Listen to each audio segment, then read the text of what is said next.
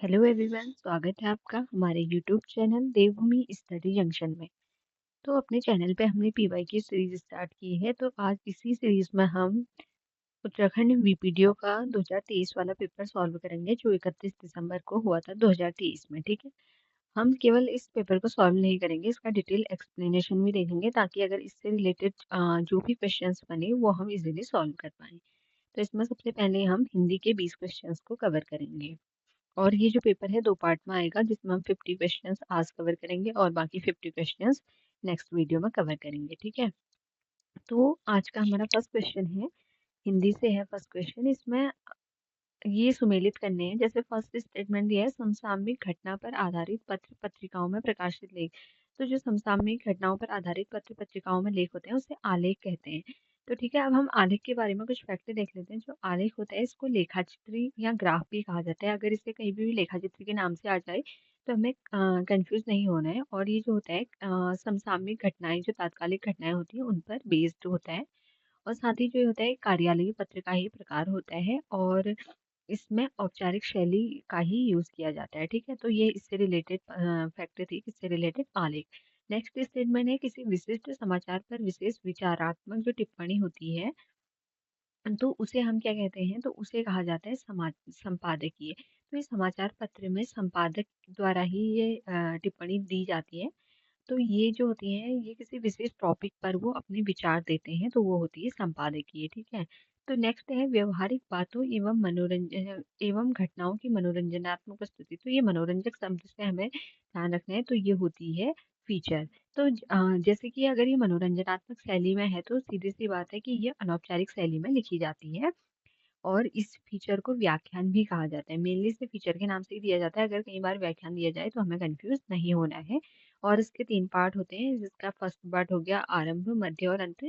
तो ये इसके 3 पार्ट्स हैं। ठीक है, और जो नेक्स्ट है, किसी लंबी सामग्री को निर्धारित समय पर प्रसारित करना। तो ये हम सभी को पता है, ये हो गया धारावाहिक। तो इस तरह से हमारा इस क्वेश्चन का जो राइट आंसर है वो ऑप्शन नंबर ए है। ठीक है, तो हमने इसका एक्सप्लेनेशन भी देखा ताकि इससे रिलेटेड क्वेश्चंस हमारे गलत ना हो। ठीक है, अब नेक्स्ट क्वेश्चन है कि गढ़वाली शब्द उडवार के संबंध में। तो यहाँ पे गढ़वाली शब्द दिया गया है एक उडवार। अगर आप में से जो गढ़वाली होंगे वो तो इसे जानते हैं, लेकिन ये कुमाऊनी के लोगों के लिए उतना प्रचलित नहीं है। ठीक है, तो उस संबंध में हमें कथन दिए हैं। अब इसमें से हमें कौन देखना है कि कौन से सही है। ठीक है, यह गढ़वाल की जजमानी प्रथा है। तो जो उडवार है ये गढ़वाल में एक जजमानी प्रथा है, बिल्कुल सही है।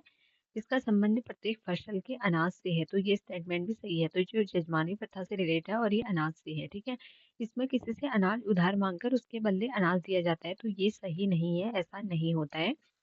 और पुरोहित, लोहार, रूढ़िया और ढोलवादक को कार्य के बदले अन्न दिया जाता है, तो ये भी सही स्टेटमेंट है। तो इसका राइट आंसर हो गया ऑप्शन नंबर 1 to 4 और इसका राइट आंसर हो गया ऑप्शन नंबर सी। ठीक है, तो अब हम देखेंगे क्वेश्चन नंबर थर्ड। तो अभी हमने क्वेश्चन नंबर थर्ड हम देखेंगे अब इसमें। तो क्वेश्चन नंबर थर्ड में हमें एक कहावती हम कहेंगे, एक लोकोक्ति दी गई है, पराई वस्तु के दिखाव में कष्ट होने की स्थिति के लिए। इसमें से अभी कौन सी लोकोक्ति इसमें फिट बैठती है हमें देखना है। तो इसका राइट आंसर है बिराना सोनान नाग दुखोर। तो पराई वस्तु के दिखाव में कष्ट होने की स्थिति के लिए जो लोकोक्ति है इसमें से वो है बिराना सोनान नाग दुखोर। ठीक है, नेक्स्ट है, हे खग मृग हे मधुकर श्रेणी तुम देखी सीता मृग नैनी। तो ये पंक्तियां दी गई हैं, हमें पूछा गया है इस पद्यांश में कौन सा अलंकार है। तो ये इसका जो राइट आंसर है वो मानवीकरण अलंकार है। तो मानवीकरण अलंकार किसे कहा जाता है उसे देख लेते हैं। जो निर्जीव वस्तुओं और क्रियाओं को मानवीय गुणों और भावों से जोड़ा जाता है। जब निर्जीव वस्तुओं को मतलब कि मानवीय गुणों और भावनाओं के साथ कंपेयर किया जाता है तो वहाँ पे मानवीकरण अलंकार होता है। तो ये हमें ध्यान रखना है कि मानवीकरण अलंकार में जो होता है निर्जीव वस्तुओं को मानवीय भावों के साथ जोड़ा जाता है। ठीक है, इसके जैसे कुछ और एग्जाम्पल भी हैं, जैसे मेघ आए बंधन के, बीती विभावरी जागरी, अंबर पनघट में डुबो रही। इस तरीके के इसके अदर एग्जाम्पल्स भी हैं मानवीकरण अलंकार के। ठीक है, तो हमें मेनली ये समझ लेना है कि मानवीकरण अलंकार क्या होता है, तो वो हमने देख लिया है। अब नेक्स्ट क्वेश्चन है कि देवनागरी के अतिरिक्त हिंदी भाषा लिखी जाती है। तो देवनागरी के अतिरिक्त जो हिंदी भाषा लिखी जाती है वो कैथी कैथी महाजनी में लिखी जाती है। तो देवनागरी के अतिरिक्त जो हिंदी भाषा लिखी जाती है किसमें लिखी जाती है, कैथी महाजनी में लिखी जाती है। और देवनागरी भाषा में जो लिपियां लिखी जाती हैं और कौन कौन सी है उन्हें हम देख लेते हैं। मराठी है, पाली है, संस्कृत, कोंकणी है, मैथिली है, भोजपुरी है, मगही है, गढ़वाली है, डोगरी है, सिंधी है। क्योंकि कई बार पूछ लिया जाता है कि हिंदी के अलावा देवनागरी में कौन कौन सी भाषाएं लिखी जाती हैं। ठीक है, तो अब है क्वेश्चन नंबर 6। आंख है आंसू ऊनी, घुनन है जैके ऊनी, इस लोकोक्ति का सही अर्थ क्या है? तो ये हमें दिया गया, तो इसका जो राइट आंसर है वो है आत्मीयजनों को सहानुभूति होती है, दूसरों को नहीं। तो अभी तक हमने इसमें, और अगर कभी उर्दू की लिपि पूछ ली जाती है तो ये नस्तलिक लिपि है, और इसे अगर नस्तलिक ऑप्शन नहीं होता है तो अरबी फारसी के साथ भी हम जा सकते हैं। ठीक है, तो अब हम देखेंगे next question. Next question, question number 7 है आज का। तो इसमें हमें कुछ शब्द दिए गए हैं और हमें बताना है कि जो शब्द हैं वो कौन सा किससे रिलेट करता है। ठीक है, तो यहाँ पे हमें ध्यान देना है। तो इसमें हमारा पहला है दावत शब्द दिया गया है। तो दावत क्या है? एक दावत एक आगत शब्द है। आगत शब्द वो होते हैं मतलब कि जो हमने अ, जो हमारी बोलचाल की भाषा से ही एक तरह से आए होते हैं, तो आगत शब्द होते हैं मेनली बोलचाल जो हमारे देश में जन्मा ऐसा शब्द होता है वो तो थैला देसा शब्द है। अगर हम पंकज को देखेंगे तो पंकज मतलब पंकज कमल के लिए प्रयुक्त किया जाता है, एक तीसरे अर्थ की ओर संकेत देता है, तो योगरूढ़ शब्द हो गया। और तहसीलदार दो शब्दों से मिलकर बना मतलब दो अलग अलग भाषा के शब्दों से मिलकर बना है, तहसील और दार, तो इसलिए से ये संकर शब्द हो गया। ठीक है, तो हमारा इसका जो राइट आंसर हो गया वो हो गया ऑप्शन नंबर ए। ठीक, इस तरह के भी मैच द फॉलोइंग के लिए क्वेश्चंस पूछे जाते हैं कि कौन सा शब्द किस भाषा का है। अब एक नेक्स्ट क्वेश्चन आया है, जौनसार में स्थानीय ज्योतिष की भाषा जिस पुस्तक में लिखी होती है उसे क्या कहा जाता है? तो जौनसार में स्थानीय जैसे कुमाऊं में इसे क्या कहा जाता है? उम, पात्रा तो नहीं, वैसे पात्रा ही हम कहेंगे, पात्रा कहा जाता है। और जो गढ़वा जो जौनसारी में इसे है सांचो या बगुई कहा जाता है। तो इस क्वेश्चन का जो राइट आंसर है ऑप्शन नंबर बी है, सांचो या बगुई। अगर कभी गढ़वाली में पूछ लिया जाता है तो गढ़वाली में इसे जन्म पौत्री कहते हैं। अगर आप में से पता है कि पौसो किससे मतलब कहाँ पे कहा जाता है जो ज्योतिष की भाषा होती है, तो कमेंट जरूर करना। ठीक है, तो आज का क्वेश्चन नंबर 9 है कि निम्न में से कौन सा शब्द युग्म में विलोम नहीं है? तो यहाँ पे विलोम दिए हैं, एक जो मैच नहीं करता। तो पक्ष का विलोम विपक्ष बिल्कुल सही है। आस का पास नहीं होगा। आस पास तो हम नॉर्मली बोलचाल के शब्दों में यूज करते हैं, लेकिन ये विलोम नहीं है, तो ये हमारा विलोम नहीं है। नर्म तो धृष्ट भी हो गया, थोड़ा और बहुत भी हो गया। ठीक है, तो अभी तक हमने हिंदी के 9 क्वेश्चंस कंप्लीट कर लिए हैं। और जैसा हमें पता है कि हिंदी के जो सिलेबस में है, जो हिंदी के जो इको ट्रिपल एस का पैटर्न है उसमें 20 क्वेश्चन हिंदी के आते हैं। ठीक है, तो अब इसमें नेक्स्ट है क्वेश्चन नंबर 10 जो दिया है। क्वेश्चन नंबर 10 दिया है कि भतुआ भटा सेमी है। तो जो भतुआ भटा और सेमी है ये वनस्पतियां हैं, ये कोई स्थान वस्तु या बर्तन नहीं है, ये वनस्पतियां हैं। अब यहाँ पे हमें कुछ शब्द दिए हैं, उनका अर्थ दिया है, बताना है कि कौन सा रॉन्ग है। ठीक है, तो छिटाण का अर्थ जब हल्की बूंदाबांदी होती है तो उसे ही छिटाण कहा जाता है। ठीक है, बर्फ का अर्थ वृष्टि से होता है, और झड़ का अर्थ होता है लगातार कई दिनों तक बारिश होती है, तो उसे झड़ कहा जाता है। और छिटान का अर्थ अतिवृष्टि नहीं होता है, क्योंकि छिटान का मतलब कि हल्की फुल्की बारिश होना, बूंदाबांदी हो रही है। तो हमारा जो इसमें इनकरेक्ट है वो ऑप्शन नंबर डी है। अब यहाँ पे मैच द फॉलोइंग है, न करने योग्य मतलब जिसे नहीं किया जा सकता है। तो न करने योग्य जो होता है उसे क्या कहा जाता है?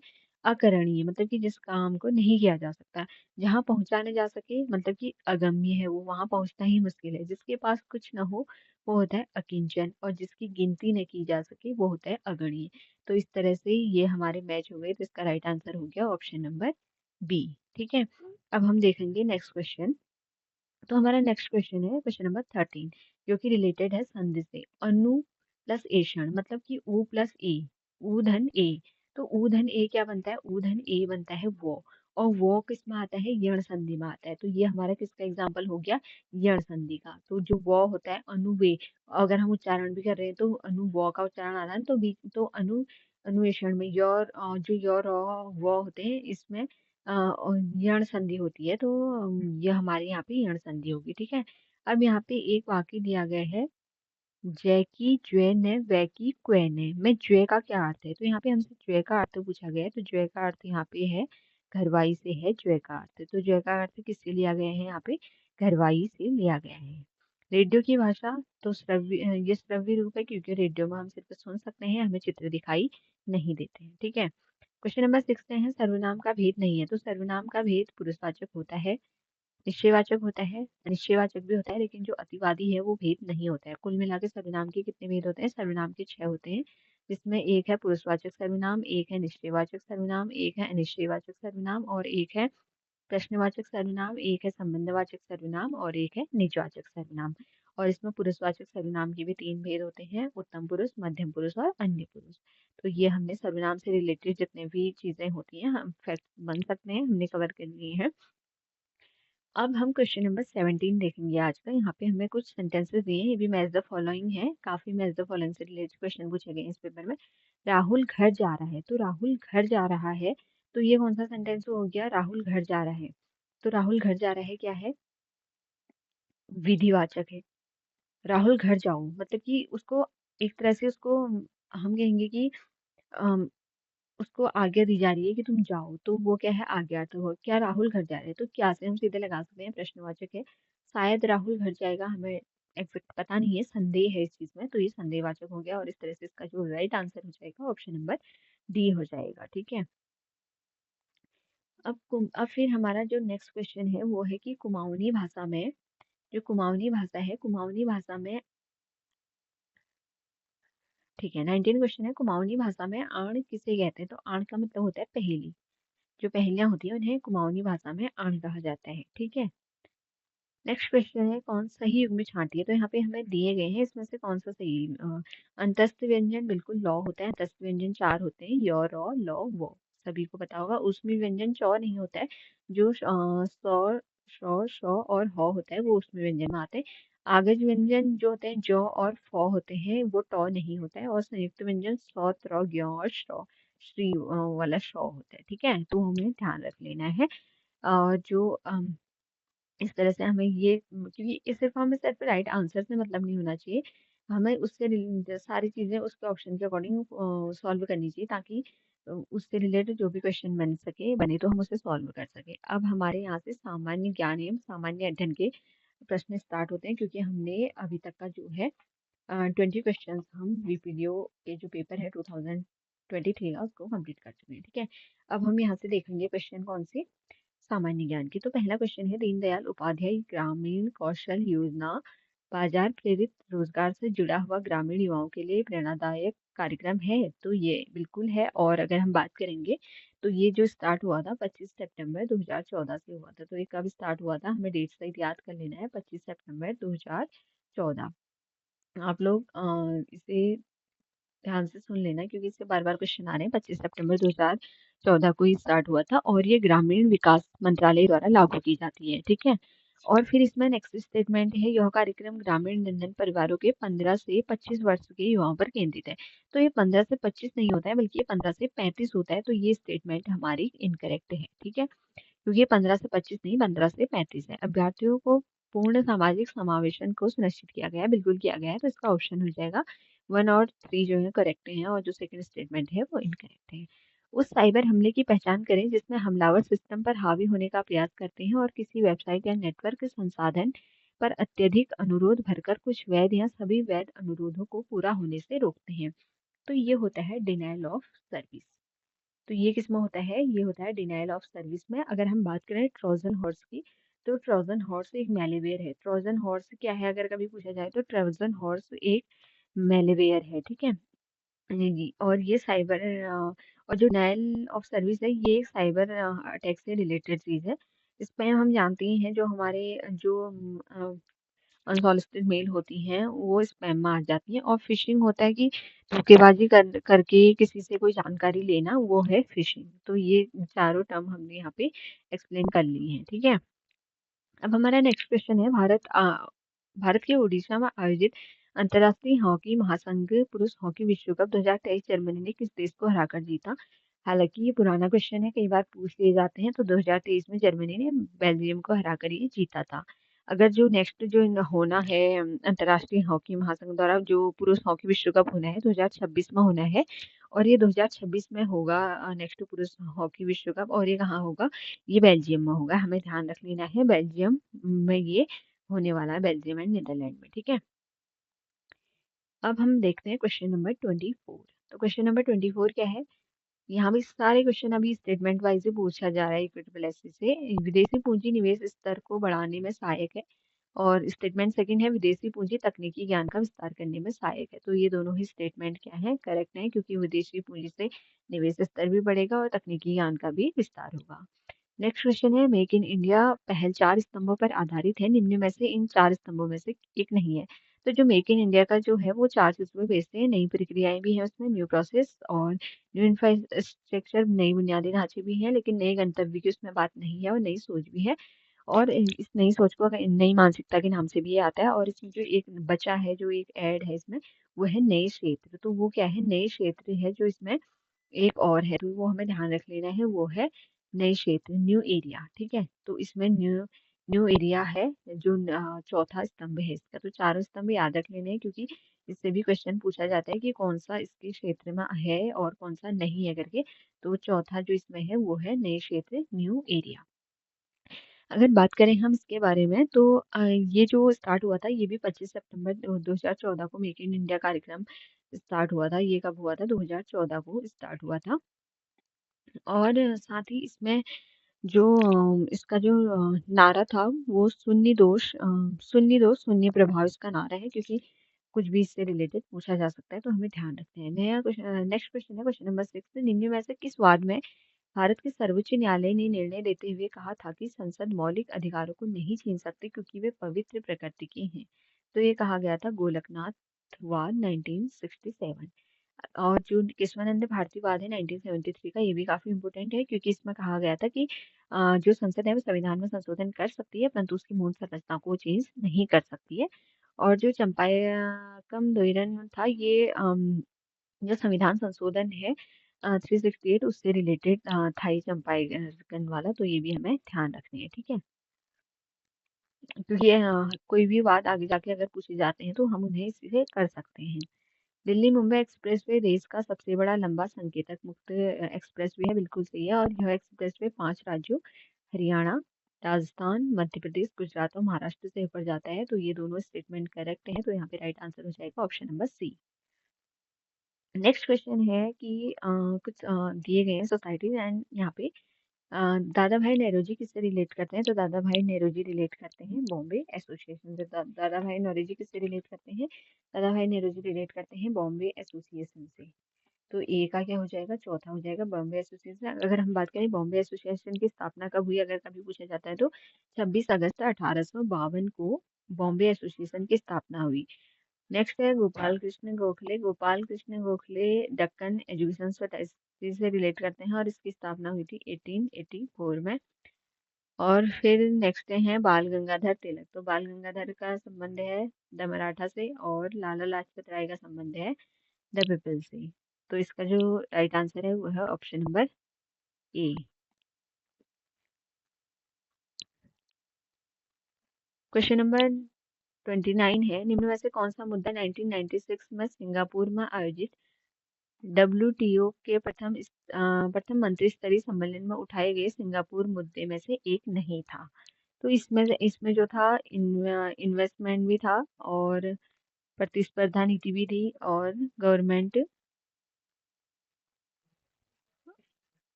एक मिनट, इसमें विनियोग भी था, और साथ ही में प्रतिस्पर्धा नीति भी थी, और सरकारी खरीद भी थी, लेकिन इसमें पर्यावरण एवं सतत विकास इसमें जो मुद्दा था उस समय नहीं था। तो इसका जो राइट आंसर हो गया ऑप्शन नंबर बी हो गया, ठीक है।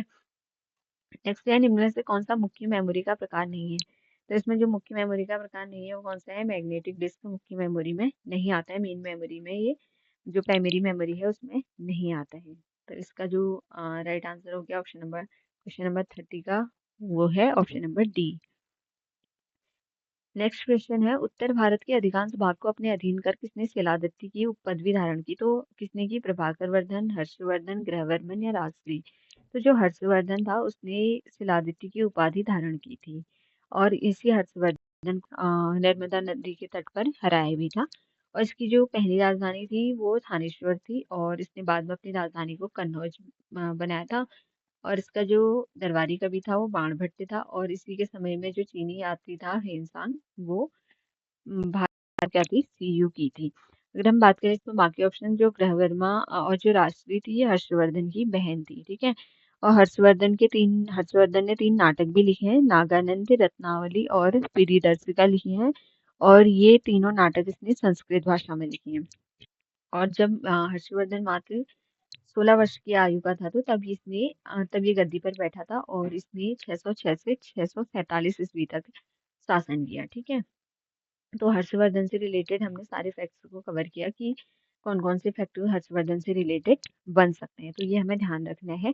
और इसी ने प्रयाग में मतलब वो कन्नौज में धर्म सम्मेलन भी आयोजित किया था। क्वेश्चन नंबर 32 है, दक्षिण भारत का मैनचेस्टर किसे कहा जाता है? तो क्वेश्चन है कि दक्षिण भारत का मैनचेस्टर किसे कहा जाता है? तो दक्षिण भारत का मैनचेस्टर कहा जाता है कोयम्बटूर। तो कोयम्बटूर को कहा जाता है दक्षिण भारत का मैनचेस्टर। अगर बात आती है कि उत्तर भारत का मैनचेस्टर किसे कहा जाता है, तो उत्तर भारत का जो मैनचेस्टर है, उत्तर भारत का मैनचेस्टर कहा जाता है कानपुर को। अगर भारत का मैनचेस्टर या पूर्व का बोस्टन पूछा जाता है तो वो कहा जाता है अहमदाबाद को। ठीक है, तो यहाँ से ध्यान रख लेना है, जो भी क्वेश्चन पूछा जाता है उसके अकॉर्डिंग इसे कर लेना है।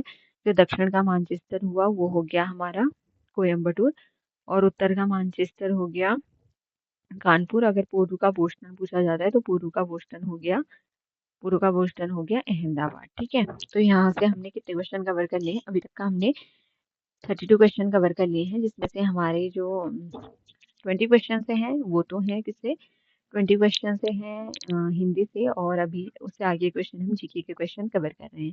तो 33 क्वेश्चन है आर्टिकल से रिलेटेड है। वार्षिक प्रतिवेदन की बात कौन से आर्टिकल में है? तो ये है 112 में। तो इसका राइट आंसर हो जाएगा 112, अनुच्छेद 112 में वार्षिक वित्तीय प्रतिवेदन की बात कही गई है। और अगर हम देखें सांसदों के वेतन एवं भत्ते, ये है 106 में। सांसदों के वेतन और भत्ते हैं किसमें? अनुच्छेद 106 में। धन विधेयक है 110 में। और कठिनाइयों के निराकरण का राष्ट्रपति का अधिकार है 392 में। तो इसका राइट आंसर हो जाएगा option number C. Option number C इसका राइट आंसर हो जाएगा। नेक्स्ट क्वेश्चन है क्वेश्चन नंबर 34।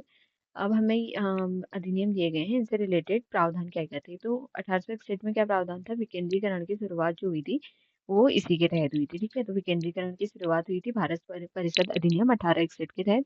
भारत परिषद अधिनियम 1919 में सांप्रदायिक प्रतिनिधित्व की शुरुआत हुई थी। और भारत शासन अधिनियम 1919 में द्विसदनीय व्यवस्था का स्टार्ट हुआ था। और प्रांतों में द्वैध शासन की समाप्ति, जो प्रांतों में द्वैध शासन प्रारंभ हुआ था 1919 के तहत, और इसकी समाप्ति हुई थी 1935 के तहत, और केंद्र में द्वैध शासन यहाँ से स्टार्ट हुआ था। ठीक है, तो आज का हम लास्ट क्वेश्चन करेंगे, और बाकी के क्वेश्चन हम अगली वीडियो में कवर करेंगे। आज हम 35 क्वेश्चन के साथ ही वीडियो का एंड करेंगे। ठीक है, तो यहाँ पे दिया है एमएस वर्ड में एक बार में पूरे शब्द को डिलीट करने के लिए कौन सी कुंजी होती है? तो इसमें कंट्रोल बैकस्पेस भी होता है, कंट्रोल डिलीट भी होता है, और ऑल्ट कंट्रोल प्लस डिलीट भी होता है। लेकिन ऑप्शन से हमारे पास ए बी है, तो इसलिए हमने ए बी लिया है। ठीक है, तो ये थी आज की हमारी वीडियो, जिसमें हमने 35 को क्वेश्चंस को कवर किया। अगर आपको वीडियोस इन्फॉर्मेटिव लग रही है तो वीडियो को लाइक करें और कमेंट जरूर करें, साथ ही चैनल को सब्सक्राइब भी करें। तो मिलते हैं जल्दी ही नेक्स्ट वीडियो के साथ।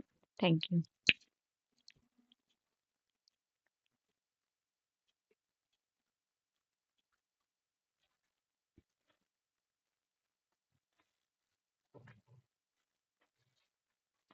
ये मन अटक गया है।